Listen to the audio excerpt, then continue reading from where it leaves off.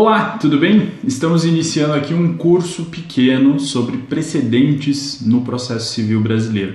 E essa é uma temática que está muito em voga nesses últimos tempos, notadamente a partir do CPC de 2015, que foi quando se começou aí a ter uma previsão na lei de vinculação a determinadas decisões judiciais. Mas esse é um movimento que já vem de algum tempo no direito brasileiro, em que a gente busca inspiração num modelo estrangeiro para resolver alguns problemas nossos aqui, problemas que dizem respeito à insegurança jurídica decorrente aí dessa jurisprudência lotérica, como fala o professor Eduardo Cambi, além disso, da desigualdade gerada a partir dessa insegurança jurídica, porque nós temos em determinadas situações casos semelhantes, aqui o Poder Judiciário dá um tratamento diferenciado, isso causa uma série de problemas na aplicação do direito e notadamente aqui um problema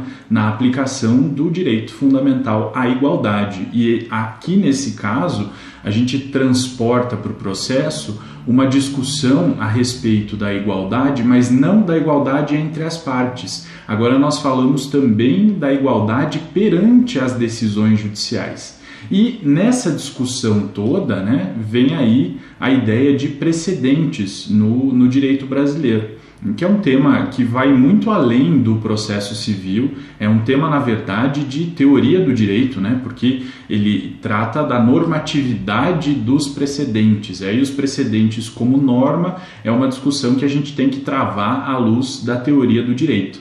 Mas a gente vai tentar abordar aqui nesse pequeno curso sobre precedentes, que não tem a intenção de esgotar o assunto, porque o assunto é muito denso e requer muita leitura e muita análise, A gente vai tratar aqui de alguns pontos que são essenciais para compreender essa sistemática toda e também para a gente saber se há ou não há um sistema de precedentes no processo civil brasileiro a partir do CPC de 2015. Então, para a gente fazer isso, nós temos que resgatar aqui uma comparação entre dois sistemas jurídicos, o sistema do Civil Law e o sistema do Common Law. Então, nós, do Brasil, estamos inseridos nessa sistemática do Civil Law, onde a gente tem aqui o predomínio da legislação, A lei escrita é de onde a gente vai buscar a norma base, para resolver os conflitos e estabelecer aí as regras de conduta nas relações travadas entre as pessoas no convívio social. E essas leis, essas leis escritas, elas têm por finalidade criar regras abstratas com vistas ao futuro. Então, o olhar do Civil Law é um olhar para o futuro. Eu estabeleço hoje um determinado texto legal que vai regular um determinado tipo de conduta, estabelecendo uma norma para a regulação desse tipo de conduta, mas eu estou visando as condutas futuras, E isso é importante para a gente compreender uma diferença fundamental entre o Civil Law e o Common Law.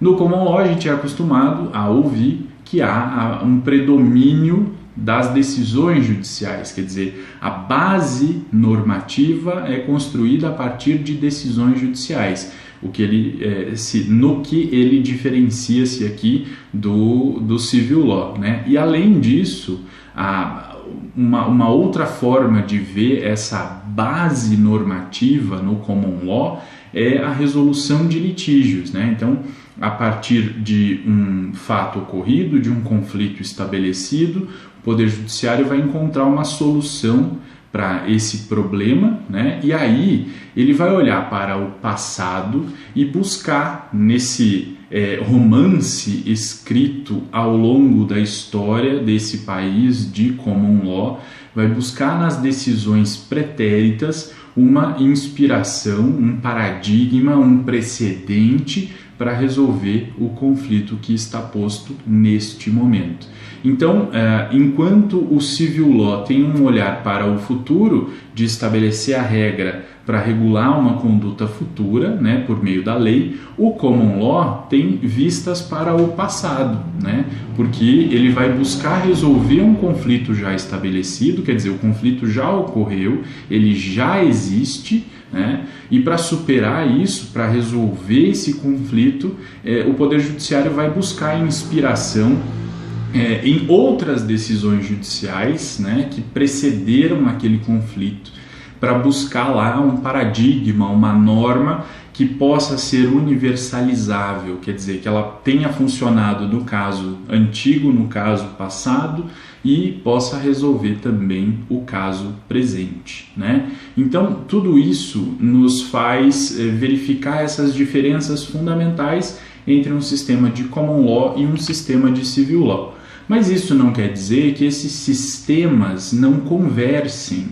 né? Ainda mais atualmente, quando a gente fala em um mundo globalizado, com circulação imediata de informações, é super normal que o sistema do common law sofra influências do sistema de civil law e vice-versa, né? Então é muito comum que haja essas influências recíprocas. Então há países de civil law, como a Alemanha, por exemplo, em que se tem uma preocupação bastante grande com o respeito à coerência das decisões judiciais. Inclusive o ensino jurídico é montado nesse sentido, né, para que os estudantes de direito conheçam os posicionamentos dos tribunais, porque isso também é uma das fontes normativas, né? E isso não descaracteriza necessariamente o fato de a Alemanha ter um sistema de civil law, né? Enquanto que a Inglaterra, por exemplo, né, que é constituída em um sistema de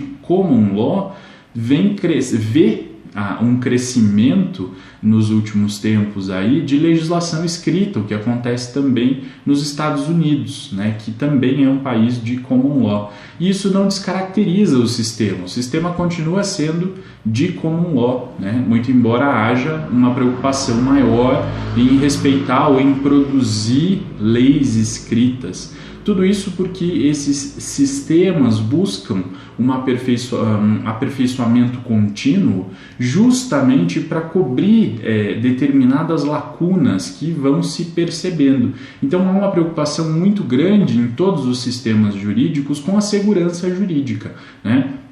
Os sistemas de common law percebem que só com a força das decisões judiciais não é possível dar conta da segurança jurídica necessária. Então eles buscam leis escritas. Nós que estamos num sistema de civil law percebemos que só a força da lei não consegue gerar a previsibilidade, a segurança jurídica de que nós necessitamos. E aí nós buscamos inspiração no common law e buscamos lá a força das decisões judiciais, tentamos trazer de forma adaptada, né, alguns institutos para cá, para tentar contribuir com esse aumento da segurança jurídica no nosso sistema. Então o fato de haver essas influências recíprocas não descaracteriza um sistema ou outro, né? Eles continuam com a sua base fundante, né? Mas vão sofrendo essas modificações ao longo do tempo, justamente por conta dessa necessidade de adaptação, né, a tudo que vem acontecendo. E a gente percebe, além disso, e agora tratando especificamente do Brasil, né, uma mudança no papel do próprio Poder Judiciário, né? O Poder Judiciário ele acabou sendo chamado a resolver muitos conflitos e novos conflitos. Então, o Estado juiz acabou ganhando um tamanho que ele não tinha antes, né?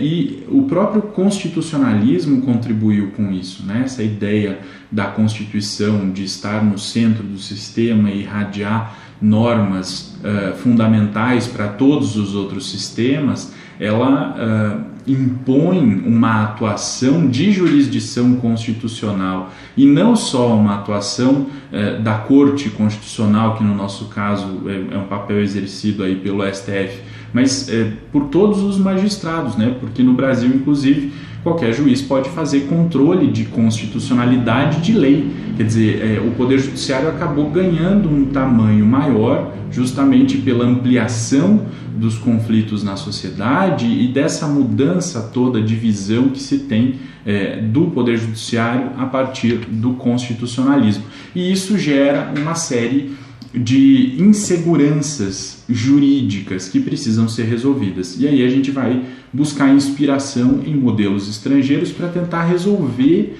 de certa maneira, às vezes com sucesso, às vezes sem sucesso, esses problemas que vão surgindo com essas mudanças todas que vão se operando a partir da mudança no papel que o Poder Judiciário desempenha no ordenamento. E para seguir nessa nossa ideia, a gente precisa diferenciar alguns conceitos. E isso é importante porque é muito comum que a gente veja confusão conceitual chamando precedente qualquer outra coisa, né? Então, súmulas viraram precedentes, quando na verdade elas não são precedentes. Por isso que é necessário que a gente consiga distinguir conceitos aí de decisão judicial, de jurisprudência, de súmula e de precedente. Então, a decisão judicial a que a gente vai se referir é sempre aquela decisão que tenha sido proferida pelo Poder Judiciário, por um órgão do Poder Judiciário, dentro de um processo judicial. Né? Quer dizer, então não são decisões proferidas pelo Poder Judiciário em processos administrativos. Não, nós estamos falando de decisões proferidas dentro de processos judiciais. E diante disso, né, nós temos que compreender o que é jurisprudência. E aqui a inspiração para responder a esse questionamento foi encontrada num pequeno texto, mas muito valioso, do professor Michele Tarufo, em que ele diferencia os conceitos de precedente e jurisprudência. E o nome do texto é esse mesmo, precedente e jurisprudência. E aí ele traça um paralelo entre esses dois conceitos, né? Ele vai dizer então que quando a gente fala em jurisprudência, nós temos uma dimensão quantitativa. Então nós temos uma série de decisões judiciais que vão sendo proferidas ao longo do tempo, né? E que vão caminhando no mesmo sentido, né? Que adotam o mesmo posicionamento, e esse posicionamento vai se construindo paulatinamente a partir de uma série de decisões proferidas pelos tribunais. E aí, quando a gente tem já uma quantidade considerável de decisões num determinado sentido, a gente diz que existe jurisprudência do tribunal sobre aquele assunto. Outro ponto com relação ao conceito de jurisprudência que é importante a gente estabelecer é porque, por vezes, se utiliza de forma equivocada esse termo e muita gente diz assim, encontrei várias jurisprudências a respeito de um assunto. Na verdade, o que a pessoa encontrou foram vários julgados a respeito de um determinado assunto. E aí nós vamos ter que verificar se esses julgados foram proferidos pelo mesmo tribunal, se é possível, a partir da análise desses julgados, verificar que houve essa construção paulatina de um posicionamento que caminha num mesmo sentido. É possível que a gente diga que ali há jurisprudência sobre aquele assunto, né? Mas a gente não pode confundir o conceito de jurisprudência, que tem essa dimensão quantitativa, com o conceito de julgado individual, ok? Indo além, é importante a gente saber o que é súmula. E súmula, em essência, é um resumo. A súmula é o resumo da jurisprudência. E cada tribunal tem uma súmula, tem um resumo da sua jurisprudência. Então, quando o tribunal percebe que determinado tema já foi amplamente debatido, ele pode condensar o seu entendimento a respeito daquele tema em um enunciado de súmula. E aqui a gente tem essa subdivisão, né? Então não são várias súmulas no mesmo tribunal, muito embora a gente ouça isso de forma recorrente aí no nosso dia a dia forense, né? E até mesmo em obras científicas. Acabou caindo no jargão jurídico e no jargão popular essa vinculação de súmula com enunciado de súmula, né? Não se fazer essa diferenciação. Mas o fato é que existe uma súmula que é subdividida em vários enunciados. E súmula é isso, é o resumo da jurisprudência, verificando que eu tenho uma série de julgados num determinado sentido, é possível que o tribunal, né, por meio de um procedimento próprio, estabeleça aí o resumo disso em um enunciado. E é importante a gente frisar, o enunciado de súmula é a porta de entrada, não é a porta final, não é a chegada na nossa pesquisa. Sempre que a gente vai procurar saber sobre o entendimento do tribunal a respeito de um determinado assunto, nós temos que compreender, em essência, que o enunciado de súmula é o nosso ponto de partida. Encontrei um enunciado de súmula do STJ a respeito de um determinado assunto. Encerrei a minha pesquisa aí? De forma nenhuma, sua pesquisa só começou. Porque esse enunciado de súmula, ele se constitui a partir de vários julgados. Quer dizer, antes de haver esse enunciado, houve uma série de julgados proferidos por aquele tribunal a respeito daquele assunto. E para você conhecer o fundamento ou os fundamentos determinantes desse enunciado de súmula, é muito importante que você conheça com profundidade todos os julgados que deram origem a ele, até mesmo para saber se esse enunciado representa bem o posicionamento que foi sendo adotado pelo tribunal ao longo do tempo. E eu vou deixar aqui a indicação de leitura de um texto meu que foi publicado no site Empório do Direito, numa coluna da ABDPRO, que é a Associação Brasileira de Direito Processual. Vou deixar o link na descrição do vídeo aqui para quem quiser consultar, que trata daquele enunciado de súmula, salvo engano, o enunciado 385 da súmula do STJ, que disciplina a respeito da indenização por dano moral que seria ou não seria devida naqueles casos em que já há uma prévia inscrição devida e aí a segunda inscrição é indevida. Quando eu falo de inscrição, eu estou falando da inscrição do nome do devedor nos serviços restritivos de crédito. E eu vou deixar aqui o link justamente para que quem quiser possa acessar, né, e verificar, porque nesse texto eu fui procurar os fundamentos determinantes daquele enunciado de súmula e eu não encontrei. Quer dizer, o tribunal fez um enunciado de súmula, construiu um enunciado de súmula, mas ele não tem base normativa, ele não tem base decisória. E, de consequência, se ele não tem essa base normativa, essa base decisória, ele não pode ser aplicado, né? Porque ele não é possível interpretar o enunciado de súmula justamente por conta dessa ausência de embasamento concreto. E é importante outra coisa. Enunciado de súmula não é precedente. Enunciado de súmula é representação de jurisprudência, dimensão quantitativa, ok? Então a gente não pode confundir enunciado de súmula com precedente, são coisas completamente diferentes. Aí vamos para o conceito de precedente. Naquele texto que eu mencionei, do professor Michele Tarufo, ele fala que o precedente tem uma dimensão qualitativa. Aí eu não preciso ter reiteradas decisões num determinado sentido. Basta que eu tenha uma decisão muito bem construída, né? E aí, para eu dizer que uma determinada decisão é um precedente, não é a decisão que eu faço e digo, olha, isso aqui é um precedente. De forma alguma, né? Eu faço a decisão, estou aqui a resolver um caso concreto, eu sou o tribunal e vou resolver esse caso concreto. Muito bem. Profiro a decisão, uma decisão bem construída, bem fundamentada, que dá uma resposta adequada àquele conflito. E essa decisão é feita para resolver aquele conflito específico. No futuro, alguém vai fazer uma pesquisa do passado e vai encontrar aquela decisão e vai verificar que aquela decisão é bem construída, que ela resolve bem aquele conflito e vai perceber que aquele conflito resolvido no passado é semelhante a um conflito surgido no futuro. E então, esta pessoa que encontrou aquela decisão do passado vai dizer, olha, nós temos aqui um precedente, uma decisão paradigmática que estabelece de forma muito bem construída aqui uma solução para aquele caso concreto que se assemelha a este novo caso. E aí, por uma questão de coerência, nós vamos aplicar a regra daquele caso a este caso.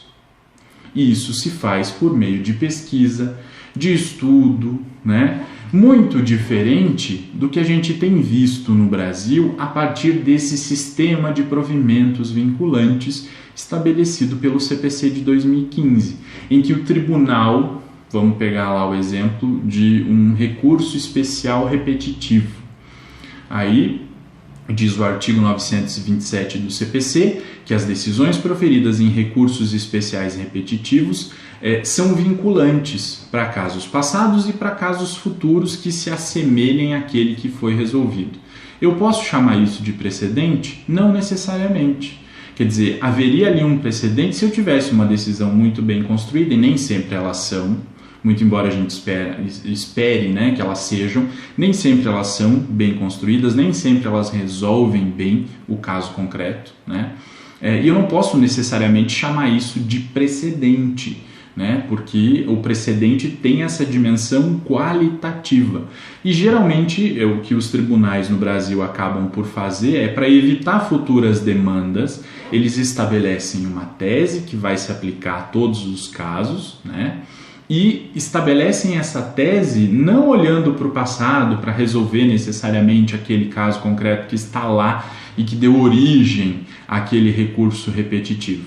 Não, eles querem fixar essa tese para evitar demandas futuras, porque na verdade os recursos repetitivos não são meios de construção de precedentes, eles são meios de gerir demandas repetitivas. São situações muito diversas uma da outra, né? Então necessariamente ali eu não tenho, nem sempre, né, eu vou ter o que se pode chamar de precedente. O que eu tenho é, por força de lei, um provimento vinculante, mas eu não posso linkar uma coisa com a outra, como se aquilo fosse necessariamente um precedente, porque até mesmo um precedente, né,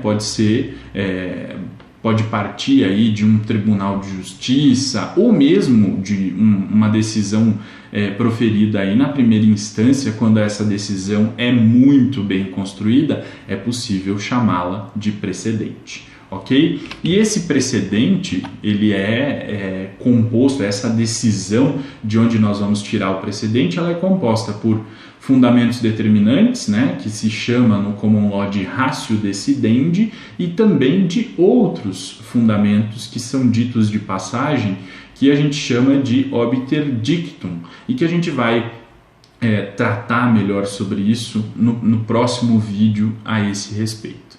E eu trouxe aqui um conceito para a gente finalizar, do professor Juraci Mourão Lopes Filho, que tem um livro sensacional sobre precedentes. Ele ensina aqui: o precedente, né, em seu núcleo central, não é um ato de vontade da corte emissora. É uma elaboração pretoriana que se aperfeiçoa a posteriori, por decisões seguintes que extraem a ratio decidendi do caso. Por isso, é comum haver mutação da ratio de um precedente ao longo do tempo, ou mesmo a inversão entre ratio e dictum. E sobre isso, né, sobre essa diferenciação entre ratio decidendi e obiter dictum, a gente vai aprofundar na próxima aula, mas por hora eu gostaria de deixar essa mensagem que eu acho bastante importante, né? Que a elaboração do precedente se aperfeiçoa posteriormente, quer dizer, aquilo que eu falei logo antes. Quando eu profiro uma decisão, eu estou proferindo a decisão para resolver este caso concreto, sem nenhuma pretensão que ela seja um modelo a ser seguido posteriormente. Se posteriormente descobrirem a minha decisão e verificarem que ela estabelece um bom modelo, nos novos casos em que ela for sendo aplicada, antes ela vai ser interpretada. E nesse processo de interpretação e reinterpretação desta minha decisão, eu vou tendo essa construção contínua do precedente. Então é muito diferente da ideia que nós temos no Brasil, em que vamos fixar uma tese em poucas linhas e essa tese vai resolver todos os casos futuros, como se a gente quisesse impedir a reinterpretação daquela situação. Isso não acontece, isso não vai acontecer, isso jamais aconteceu, né? E isso é muito próprio daquela ideia positivista primária, né, que a gente tinha no Código de Napoleão. Então, vamos estabelecer a regra para evitar que os juízes interpretem. O juiz vai ser, como dizia Montesquieu, la bouche de la loi, quer dizer, ele vai repetir o que está aqui na lei porque ele é a boca da lei. Posteriormente se percebeu que isso é inviável, porque ali eu tenho um texto e esse texto demanda interpretação, falando aqui do texto legal, que geralmente são textos curtos, né? Os artigos têm textos curtos. Agora você compara o texto de um artigo de lei com o texto de uma decisão judicial. É um texto maior, e essa decisão estabeleceu uma tese. Eu posso até resumir essa tese em poucas linhas, mas eu não consigo simplesmente aplicar a tese. Eu preciso interpretar a tese à luz do caso concreto, assim como eu faço com o texto legal.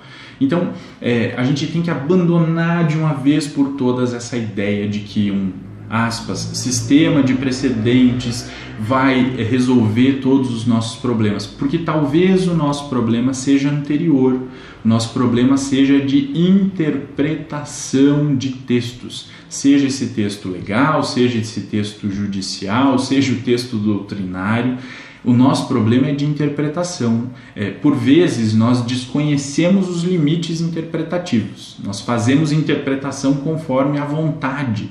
E isso é péssimo, né? Porque transforma o direito em um instrumento puro e simples de poder, e daí vai depender de quem tem o poder. E essa dependência pode ser muito grave, né? Então, por isso que nós temos que desmistificar essa ideia de que os precedentes vão ser a panaceia de tudo, até porque no Brasil nós não temos efetivamente precedentes. Nós temos provimentos vinculantes que estão tentando parecer precedentes, mas nem sempre são.